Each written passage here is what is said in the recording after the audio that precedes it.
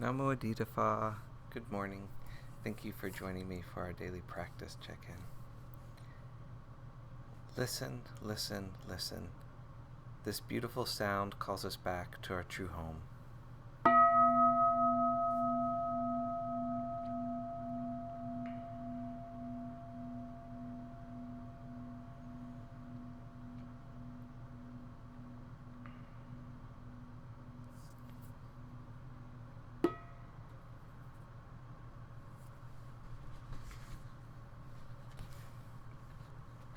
The fifth mindfulness training. Aware of the suffering caused by unmindful consumption, I vow to cultivate good health, both physical and mental, for myself, my family, and my society, by practicing mindful eating, drinking, and consuming. I will ingest only items that preserve peace, well-being, and joy in my body, in my consciousness, and in the collective body and consciousness of my family and society. I am determined not to use alcohol or any other items that contain toxins, such as certain TV programs, magazines, books, films, and conversations. I am aware that to damage my body or my consciousness with these poisons is to betray my ancestors, my parents, my society, and future generations. I will work to transform violence, fear, anger, and confusion in myself and in society by practicing a diet for myself and for society. I understand that a proper diet is crucial for self-transformation and the transformation of society.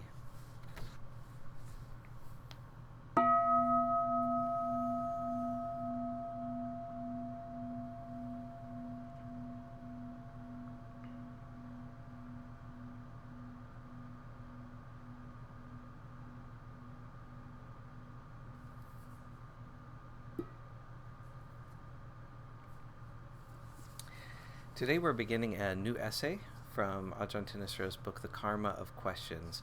It's 5 piles of bricks, the khandhas as burden and path. The Buddha's awakening gave him, among other things, a new perspective on the uses and limitations of words. He had discovered a reality, the deathless, that no words could describe. At the same time, he discovered that the path to awakening could be described, although it involved a new way of seeing and conceptualizing the problem of suffering and stress.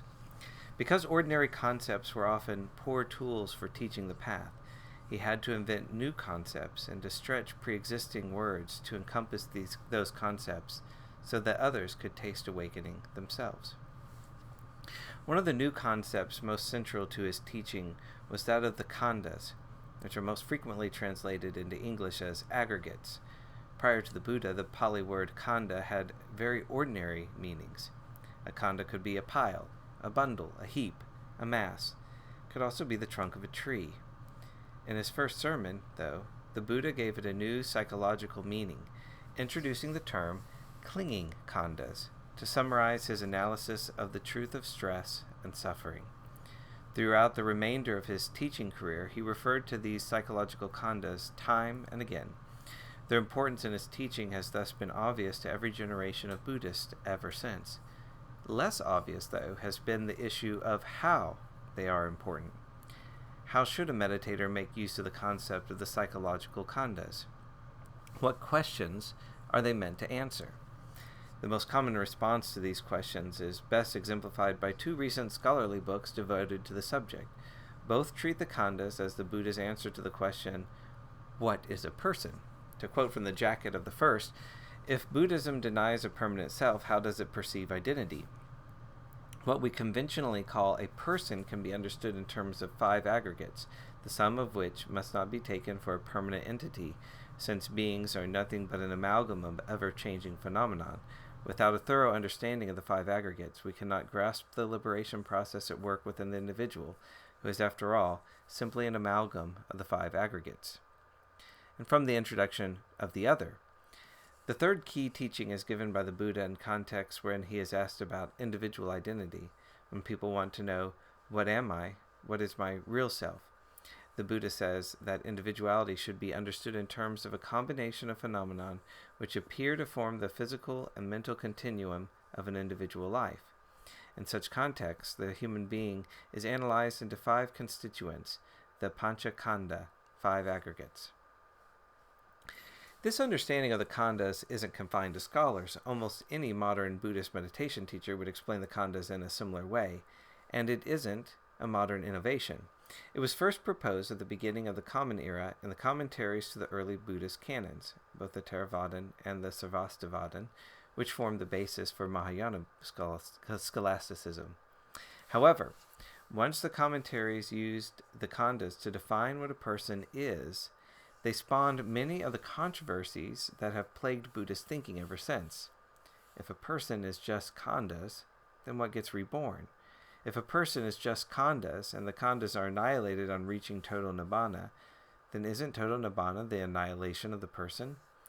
If a person is khandas, and khandas are interrelated with other khandas, how can one person enter nibbana without dragging everyone else along? A large part of the history of Buddhist thought has been the story of ingenious but unsuccessful attempts to settle these questions. It's instructive to note, though, that the Pali Canon never quotes the Buddha as trying to answer them. In fact, it never quotes him as trying to define what a person is at all. Instead, it quotes him as saying that to define yourself in any way is to limit yourself, and that the question, "What am I?" is best ignored. This suggests that he formulated the concept of the khandas to answer other, different questions. If, as meditators, we want to make the best use of this concept, we should look at what those original questions were and determine how they apply to our practice. The canon depicts the Buddha as saying that he taught only 2 topics, suffering and the end of suffering. A survey of the Pali discourses shows him using the concept of the khandas to answer the primary questions related to those topics. What is suffering? How is it caused? What can be done to bring those causes to an end?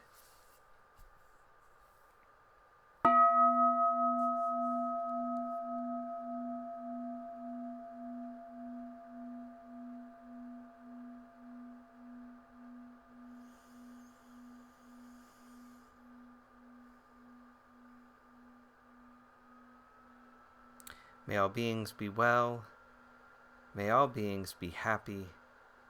May all beings be peaceful. Sadhu, sadhu, sadhu. Thank you for joining me this morning.